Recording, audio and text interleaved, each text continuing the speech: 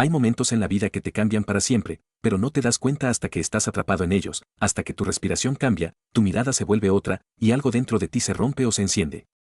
Lo mío empezó así, sin saber lo que hacía, sin planearlo, solo con el instinto de alguien que estaba harto de sentirse invisible. Y la culpable, si es que hay una, fue ella. La gente le decía la gótica culona. Así, sin filtro. Pero no entendían nada. No era solo por su cuerpo, ni por la ropa oscura. Era por la energía que arrastraba, como si cada paso suyo tuviera un eco antiguo, como si caminara con los muertos a sus espaldas. Tercero de prepa. 3 años por encima de mí. Y yo apenas un morrillo en primero, con la voz medio quebrada y más ganas que certezas. La primera vez que la vi fue en el patio. Estaba sentada sola, dibujando en una libreta que tenía las esquinas desgastadas. Fumaba un cigarro escondido entre las palmas. Parecía no importarle nada. Los demás la evitaban. Decían que estaba loca, que había hecho cosas con cuchillas en el baño, que había tenido pedos con un profe. Todo eran rumores. Pero yo no podía dejar de mirarla, me obsesioné. No en un sentido tóxico, al menos no al principio. Era admiración, atracción, miedo. Me imaginaba cómo sería hablarle. ¿Qué le diría? ¿Qué pasaría si me atreviera a cruzar ese muro que tenía alrededor? Hasta que un día, sin pensarlo mucho, lo hice. Fue en el taller de arte. Yo me metí ahí por no llevar química, buscando algo que no exigiera esfuerzo. Ella estaba en la última mesa, haciendo una ilustración oscura, llena de cuervos y figuras humanas retorcidas. Me acerqué con una estupidez en la boca, eso parece una portada de The Cure. Ella levantó la vista lentamente. Me observó, como quien mira a un insecto que no esperaba ver. Y luego, sonrió. Esa sonrisa me destruyó. No era amable, ni coqueta. Era una mueca cargada de sarcasmo, de curiosidad. Me sentí temblar por dentro. No respondió nada. Solo siguió dibujando. Pero al día siguiente, cuando llegué al salón, había una hoja en mi pupitre con un cuervo pintado en plumón. Abajo, en letra pequeña, no cualquiera nombra a The Cure. Supe que eso era una invitación. A partir de ahí, empezamos a tener pequeños encuentros. Nada explícito. Un cruce de miradas. Una nota dejada al descuido. A veces me encontraba en los pasillos, me empujaba con el hombro y decía cosas como, sigues pareciendo de secundaria. Y luego se iba, dejándome con el corazón en la garganta. Yo empecé a cambiar. Me vestía distinto. Escuchaba la música que ella oía, Siouxsie, Joy Division, Bauhaus. Me metí a foros de arte gótico, leí sobre poesía maldita.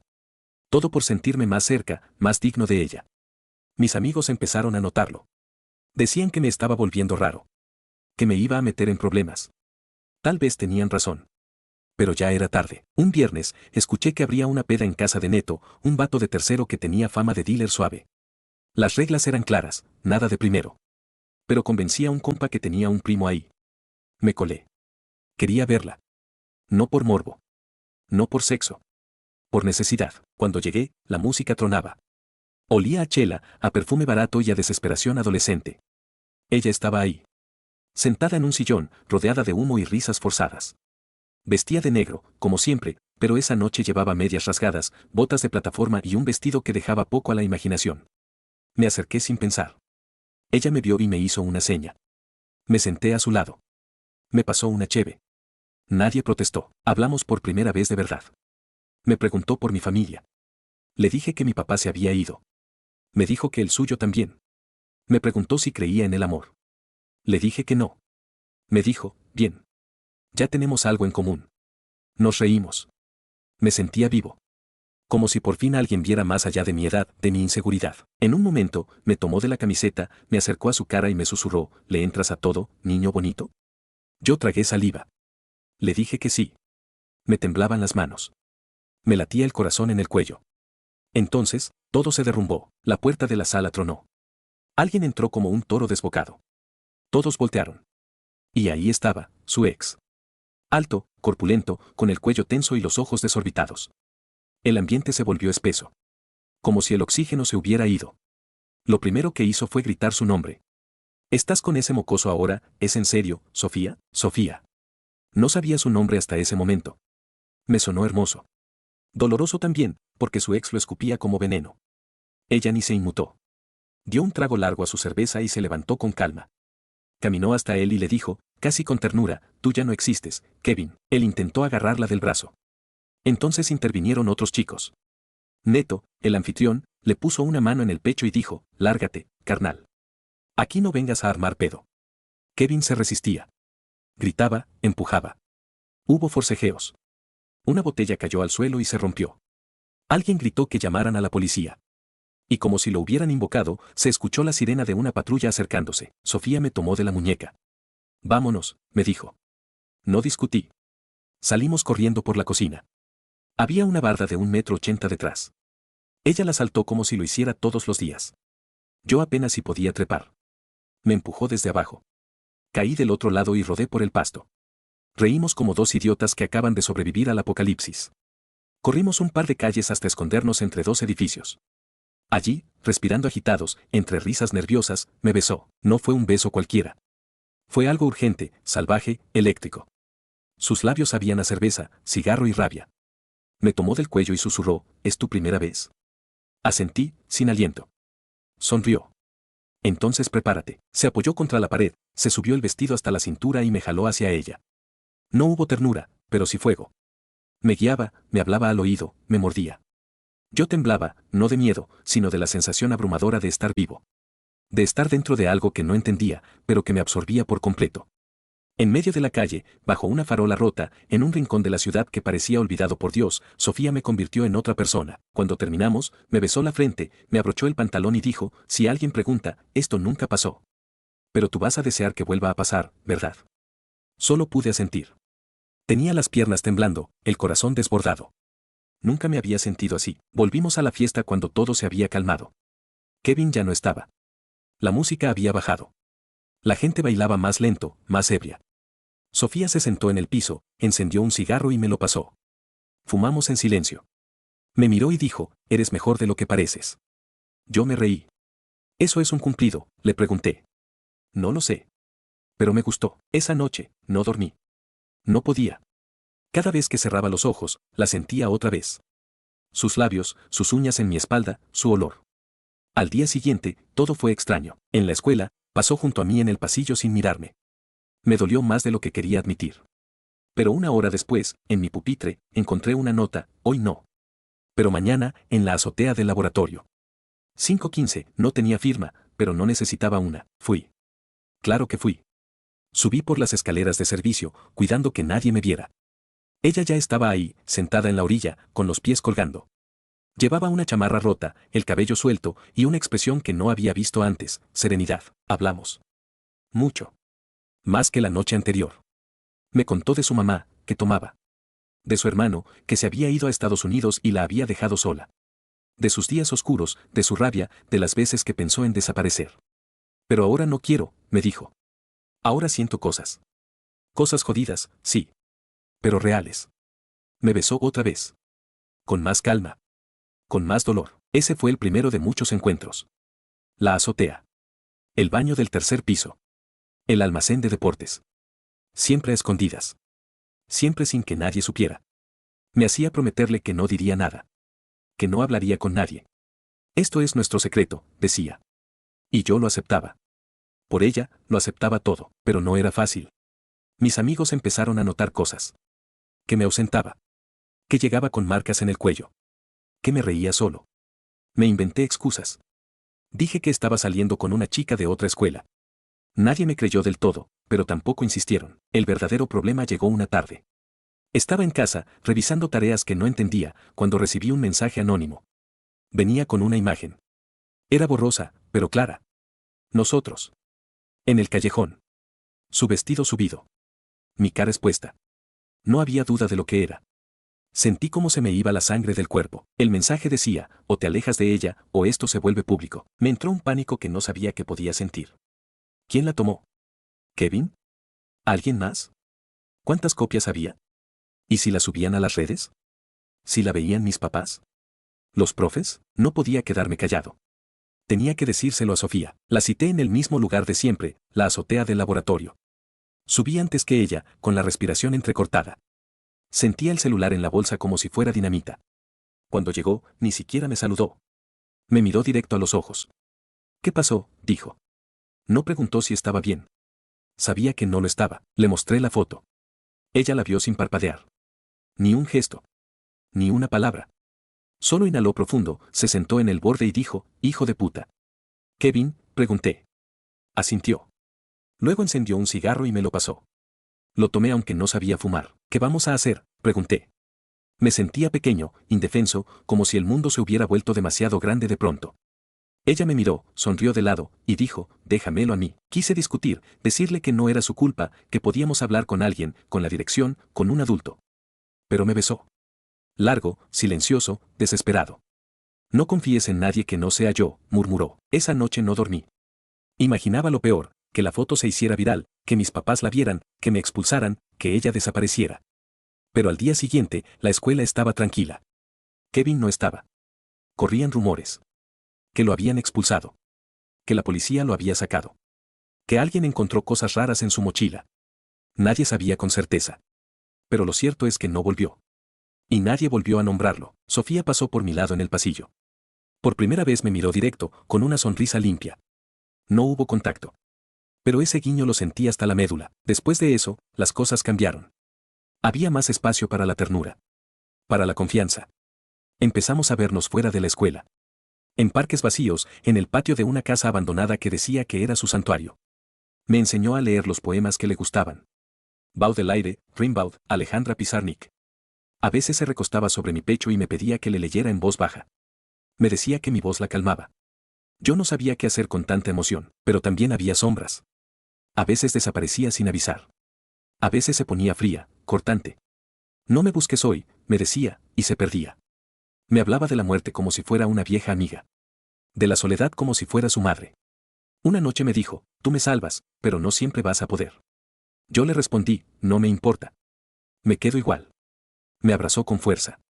Temblaba, y así, pasaron las semanas. Yo había cambiado. Mis papás lo notaban. Me veían más callado, más distante, con la mirada ida. Mi mamá me preguntó si estaba fumando. Le dije que no. Me revisaron la mochila. Encontraron un mechón de cabello negro atado con listón rojo. No supieron qué decir. Lo tiraron. Yo lo volví a recoger del bote de basura y lo guardé bajo mi almohada. Un día, al salir de la escuela, la vi discutir con una mujer. Alta, con traje, expresión dura. La tomaba del brazo. Sofía intentaba zafarse. Me acerqué, pero ella me vio y negó con la cabeza. Me fui. Más tarde me escribió, mi tía. Dice que me van a cambiar de escuela. Sentí que el corazón se me caía. ¿Cuándo?, le pregunté. Mañana, respondió. La cité esa noche en el parque. Ella llegó con una mochila vieja y el cabello mojado. Nos sentamos en la banca más lejana. Lloró por primera vez. No a gritos. Lloró en silencio, como quien ya ha llorado demasiado en la vida. Me abrazó.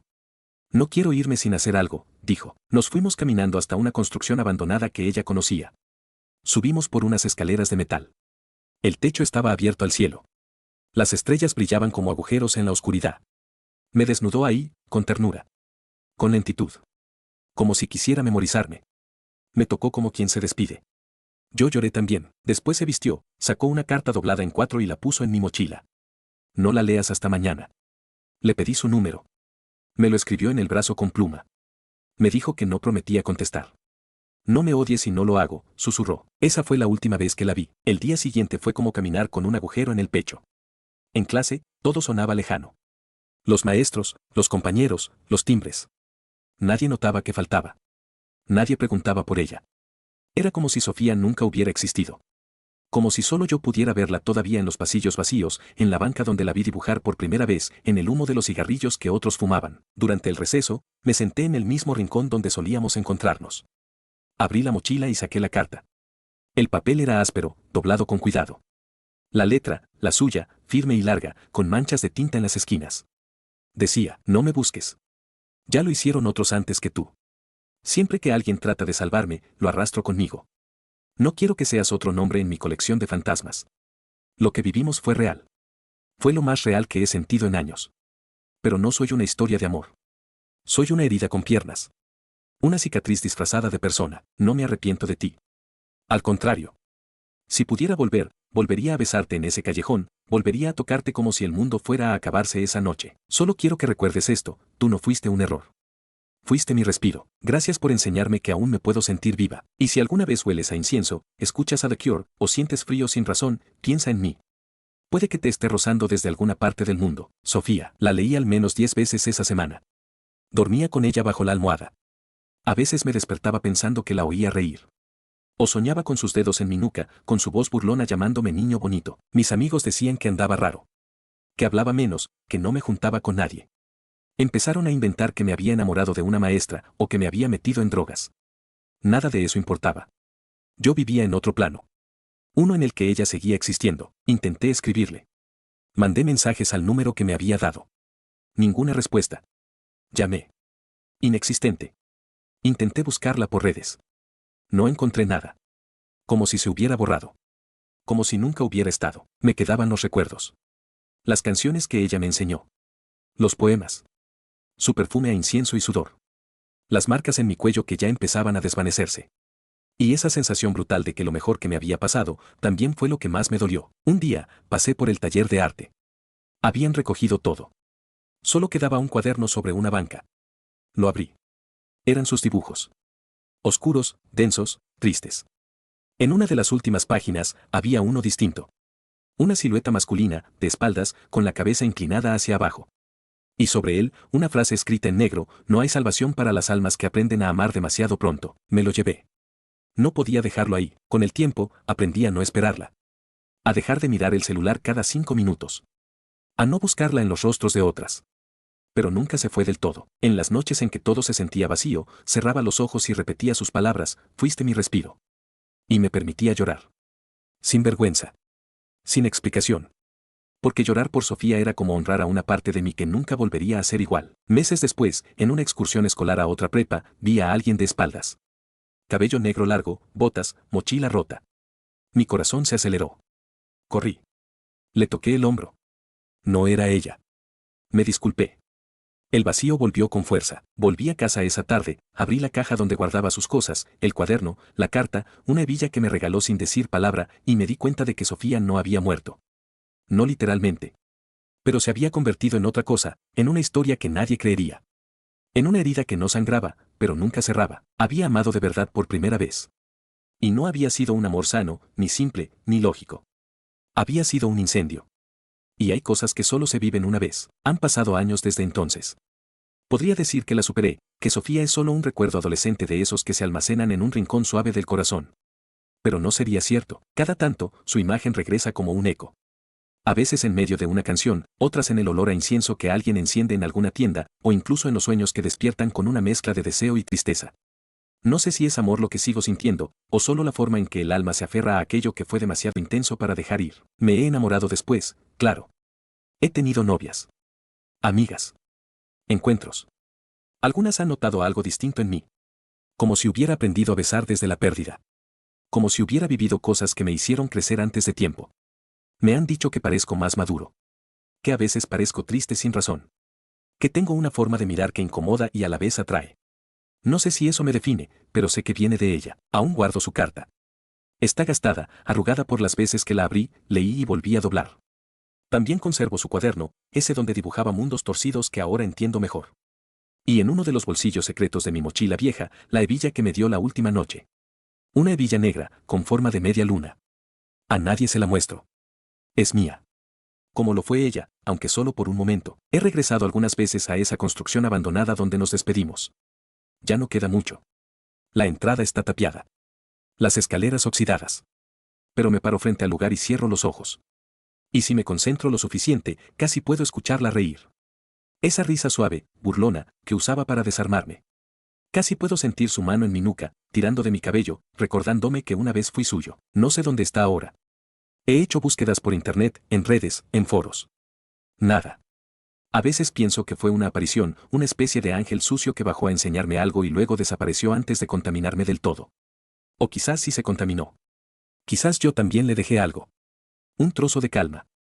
Un fragmento de ternura en su mundo de espinas. Una vez soñé que me la encontraba en un café. Ella ya era adulta, con el cabello corto y una cicatriz nueva sobre la ceja. Me sonreía como si no hubiera pasado el tiempo. Me decía: ahora sí estoy lista para que me quieras. Y yo lloraba. No por lo que fue, sino por todo lo que no pudo ser. No sé si algún día volveré a verla. Tal vez no. Tal vez ya está en otro país. En otro cuerpo. En otra vida. Pero a veces me gusta imaginar que, en alguna parte del mundo, se despierta de golpe, sin razón, como si su alma sintiera la mía nombrarla. Y si alguna vez, mientras camina por una calle cualquiera, alguien le menciona a The Cure, o le pasa un cigarro con la mano izquierda, o le recita en voz baja un poema de Pizarnik, quiero creer que sonreirá. No por nostalgia, sino por esa chispa que tuvimos. Ese instante eterno entre el deseo y el peligro. Entre la pérdida y la belleza, porque aunque me duela, lo entiendo ahora, Sofía no era un destino. Era un umbral. Una puerta que se abre solo una vez. Y yo, con apenas 15 años, la crucé, y al otro lado, ya no fui el mismo.